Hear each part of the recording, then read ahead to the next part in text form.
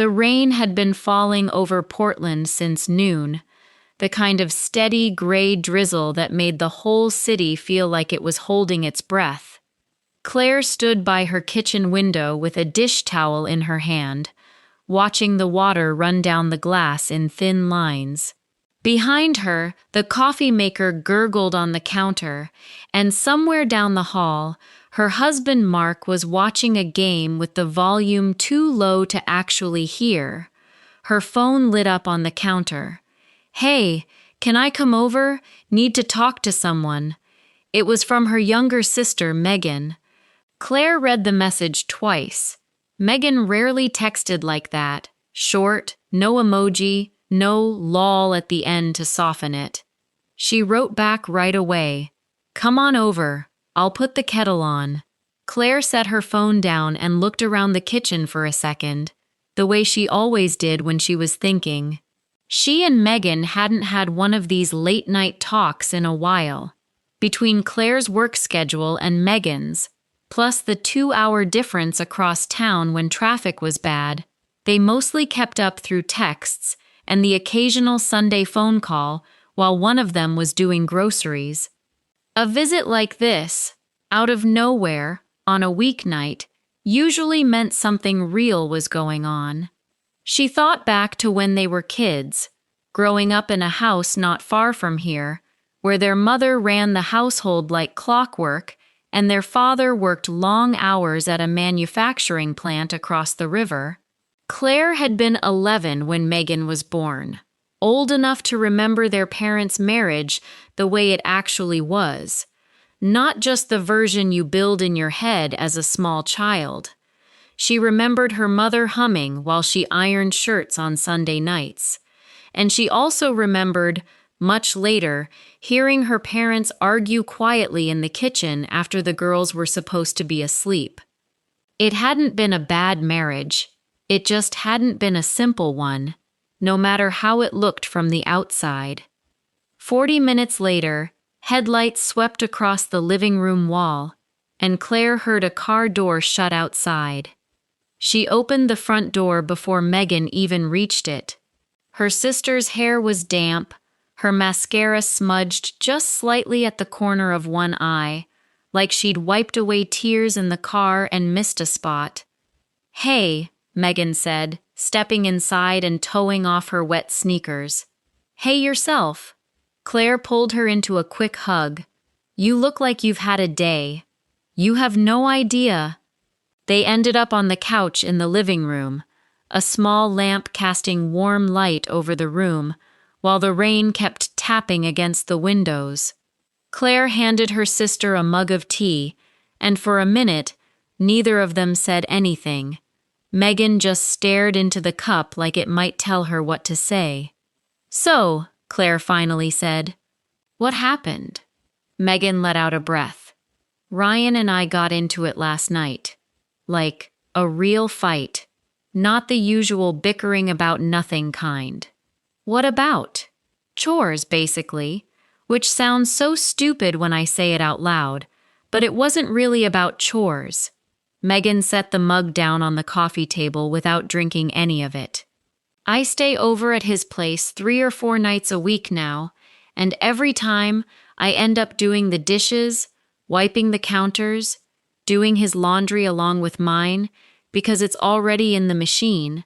I brought it up last night, just mentioned that I was tired of always being the one who does it, and he got defensive." "What did he say?" "He said he pays for almost everything. Rent's in his name. He covers dinner most of the time. He paid for our trip to Seattle last month. He said, and I quote, 'I feel like I'm holding up my end. So what's the problem?'" Megan shook her head. "And I told him that money isn't the only kind of work in a relationship, that I have a full-time job too, that I'm tired at the end of the day just like he is, and it's not fair that I'm the default person for cleaning just because I'm the woman in the room." Claire nodded slowly, letting her sister keep going. "Then he said something that really got under my skin. He said I wanted it both ways, that I wanted him to act like some old-fashioned provider when it came to money. But I also wanted a totally modern 50-50 split when it came to housework. He said I couldn't have both. Ouch. Yeah? Megan's voice cracked a little. And the worst part is, some tiny part of me isn't sure he's completely wrong. I don't know what I actually want anymore. I see my friends who split absolutely everything with their partners, down to the dollar, and it seems so clean and fair. And then I see how my mom and dad did it, where dad handled the money and mom handled the house, and there was never any fighting about who does what, because it was just understood.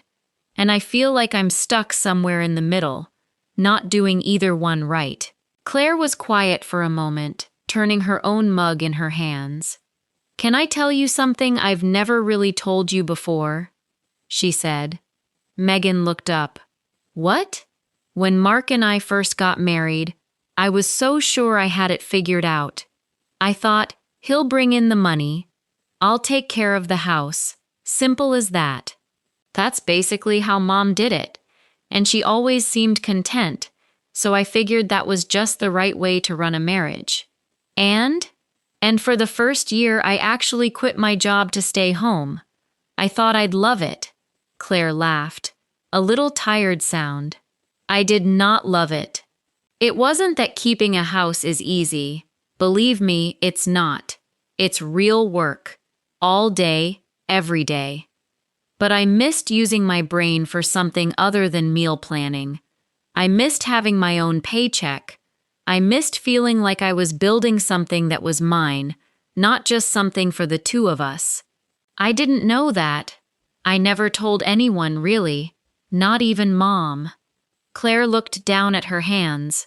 "Speaking of Mom, do you remember how she used to say, marriage was just about knowing your job and doing it? She said that to me the week before my wedding, like it was some kind of secret formula. If you are enjoying this story so far, please like this video and subscribe for more emotional English stories. Now, let's continue." Megan almost laughed. "She told me the exact same thing when I moved in with Ryan. Word for word, I swear. She believed it too. I don't think she was pretending. But I also remember her being tired in a way she never really talked about. She'd have dinner on the table every night at 6, laundry folded, the whole house running like a machine, and Dad would come home, eat, and go sit in his chair. I used to think that was just how marriage worked. It wasn't until I tried to build my own that I realized how much of her tiredness she just never said out loud." "Do you think she was happy?" "I think she was happy in the way people are happy when they never question whether there's another option," Claire said carefully. "That's not necessarily a bad kind of happy. It's just different from what we're trying to figure out now. Because we do have other options, and that makes it more complicated, not less." Megan turned her mug slowly in her hands, thinking that over. "That actually makes me feel a little better. Like I'm not failing at some formula that used to be simple. It was never simple. It just used to be unquestioned." "Exactly." Claire reached for the teapot and topped off both their mugs before continuing. "Anyway, I went back to work after that first year. Mark was fine with it. But here's the thing. Even though I was working full-time again, just like him, somehow I was still doing almost all the cooking, almost all the cleaning, remembering every birthday, every doctor's appointment, every grocery list. I was running on empty, and I didn't even know how to explain why, because on paper it looked like we were equal. 2 incomes, 1 house. What did you do?" "Nothing. For way too long," Claire admitted. "I kept quiet because I was scared that if I asked for more help, people would think I was ungrateful, or that I was nagging him, or whatever word people like to use for a woman who says she's tired. Aunt Carol used to make these comments about women who expect too much from their husbands, and I didn't want to be that woman in anyone's eyes, including my own. So what changed? One night I just broke. I was standing at the sink at 11 at night, washing dishes after a full day at work, and I started crying. Not even loudly, just quietly. The kind of crying you do when you're too tired to even make noise. Mark walked in and found me like that, and he had no idea what was going on. He genuinely thought everything was fine, because I'd never told him it wasn't. What did he say? He said, "Claire, I'm not trying to dump everything on you. I just didn't realize how much you were carrying, because you never said anything." And honestly, that was the moment things actually started to shift for us. Megan wrapped both hands around her mug again, listening closely now. "We sat down that weekend and actually talked it through," Claire went on. "Not a fight, just a real conversation. And here's what I figured out. Fairness isn't some formula you copy out of a book, or off Instagram, or from how your parents did it 30 years ago. It's something you two build, specifically for your relationship, through actually talking about it out loud instead of guessing. What does that even look like, though? Practically. For us, it means Mark still handles most of the bigger bills, because honestly, that matters to him. It makes him feel like he's taking care of us, and I'm not going to take that away from him just to prove a point. But the house stuff gets split, roughly. Some weeks he cooks more, some weeks I do. Some weeks it's a mess and neither of us has the energy, and that's okay too. It's not a perfect 50-50 spreadsheet. It's more like, we check in, I ask him if he's drowning, he asks me the same. That's really the whole system.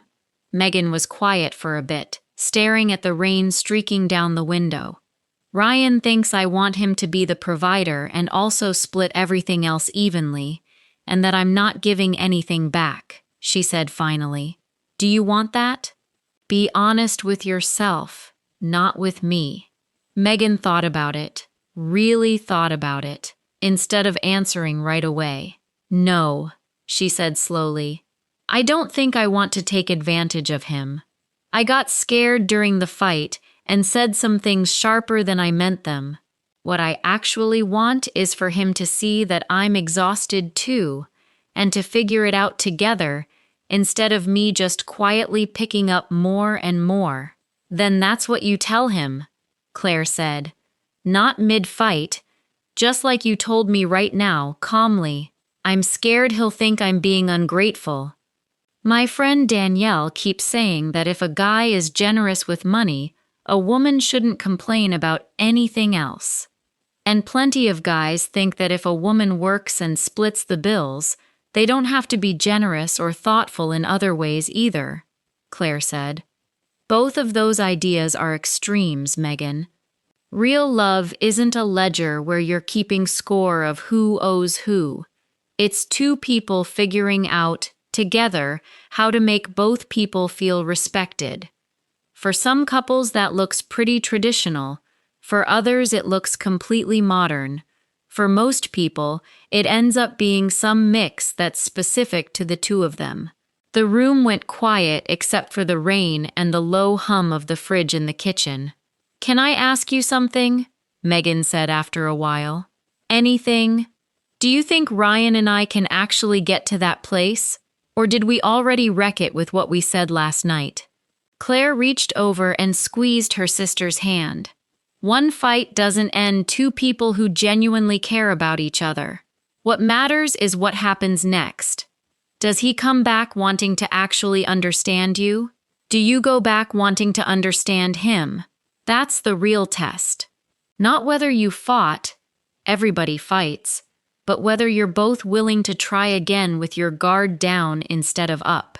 Megan nodded slowly, wiping under her eyes with the back of her hand.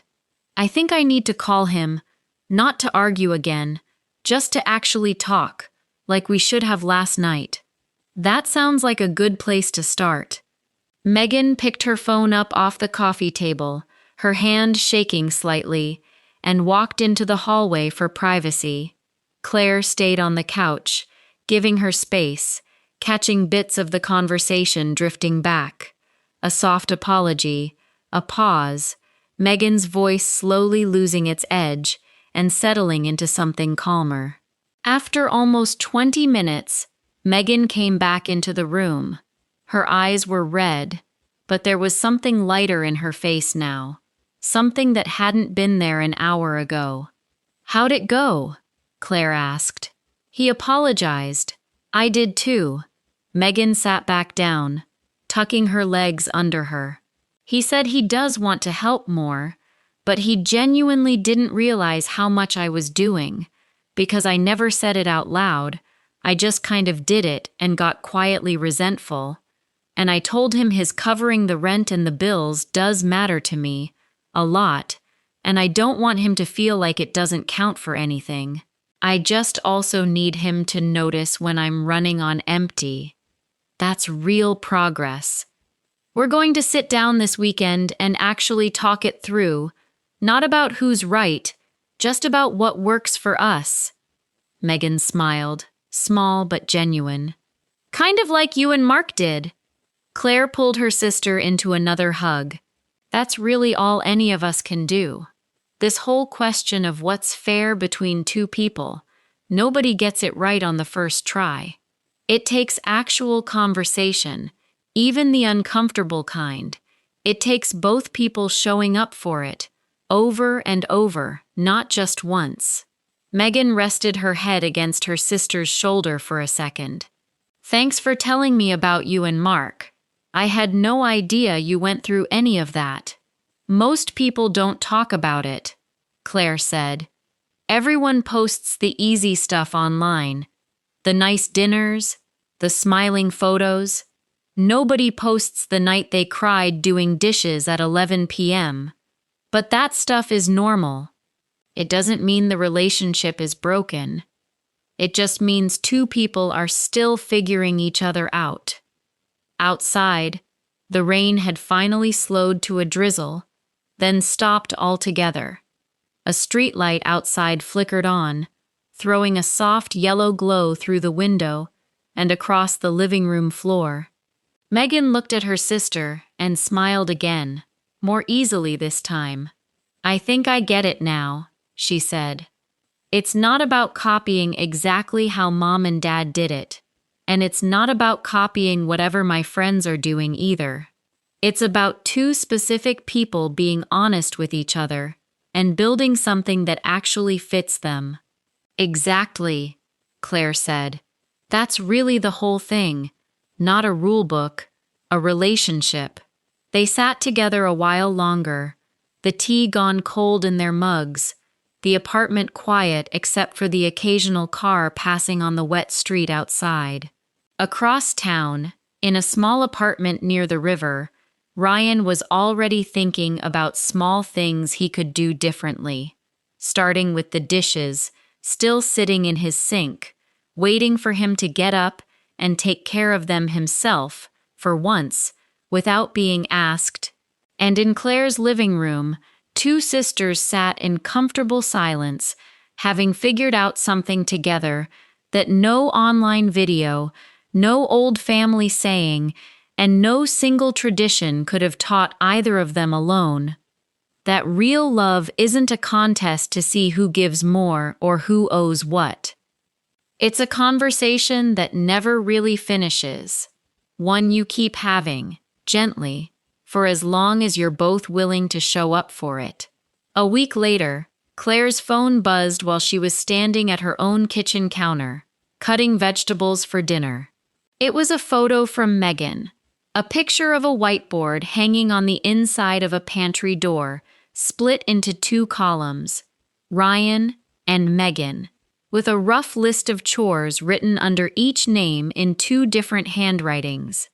Under Ryan's side, someone had drawn a small, crooked smiley face next to the word dishes. "We made a chart, lol. It's not perfect, But at least now nobody has to guess, Megan had written underneath. Claire smiled and typed back, "That's more than Mark and I ever managed. Look at you, ahead of us." "I learned from the best," Megan replied, followed by a photo of Ryan standing at the sink with his sleeves rolled up, mid-eye roll at the camera, clearly aware he was being photographed for evidence. Claire set the phone down and went back to the vegetables, smiling to herself. She thought about how strange it was, the way a hard conversation on a rainy night could turn into something as small and ordinary as a whiteboard on a pantry door. It wasn't dramatic. It wasn't the kind of thing anyone would put in a movie, but it was real, and it was theirs, built out of an actual conversation instead of an assumption borrowed from someone else's marriage. That weekend, the two sisters met for coffee near Megan's apartment, something they tried to do once a month when their schedules lined up. Megan looked different than she had the week before, not because anything major had changed, but because the tension that had been sitting behind her eyes was gone. "So, the chart's actually working?" Claire asked, stirring sugar into her coffee. "Better than I expected," Megan said. "It's not magic. We still forget sometimes, and last Tuesday neither of us did the dishes and we both just quietly blamed the chart instead of each other, which honestly felt like progress." She laughed. "But when something feels off now, we actually say it instead of letting it pile up until one of us explodes." "That's the whole trick," Claire said. "Not avoiding the hard conversations, just having them earlier, before they turn into a fight at 11 at night." Megan wrapped her hands around her cup, looking out the window at the street. "Ryan told me something funny, actually. He said growing up, he never once saw his dad load a dishwasher, not once. So it's not that he didn't want to help me, it's that some of it genuinely never occurred to him as something he was supposed to notice. He said once I pointed it out clearly, instead of just being annoyed and hoping he'd figure it out, it actually clicked for him." "That tracks," Claire said. "Mark used to say something similar. He wasn't ignoring what I needed. He just didn't grow up watching anyone model it, so he didn't automatically know to look for it. Doesn't excuse it forever, but it helps to understand where it's coming from instead of assuming the worst. I used to think if I had to ask for help, it didn't count," Megan admitted. "Like it should just be obvious, and if I had to say it out loud, that meant something was wrong with him or with us.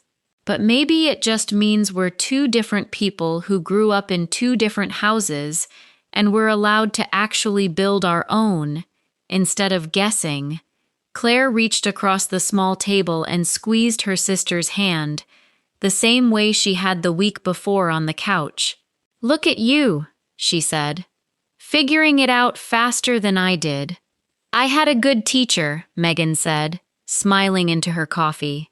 Outside, the sun had finally come out after days of rain, and the wet street outside the coffee shop window was catching the light, turning almost silver. Two sisters sat together, no longer carrying the same heaviness they'd carried the week before, not because every question had been answered, but because they'd both learned in their own ways that the weight of a relationship was never meant to be carried alone or carried in silence. It was meant to be set down on the table between two people, looked at honestly, and picked back up together. If you liked this story, please like, comment, and share. More simple and emotional stories are coming soon.